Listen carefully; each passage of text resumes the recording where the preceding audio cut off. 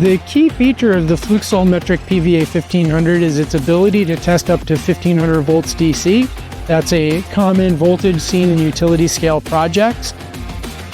The PVA-1500HE is also capable of testing high efficiency modules.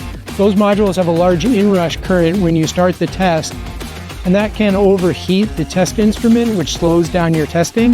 The PVA-1500HE is designed to withstand that inrush current, so you can test with it all day long without the product overheating. Commissioning is a very common place that it's used, but we also use it in troubleshooting to see where the root cause of a problem is. We can also use it for a couple other applications. Module warranty claims is one of them, and identifying how soil an array is to see if it's financially viable to wash the array. Yeah, the Fluke Solmetric PVA-1500 helps customers ensure operation by making sure that modules and strings of modules are working up to their maximum efficiency. It can detect problems with the modules.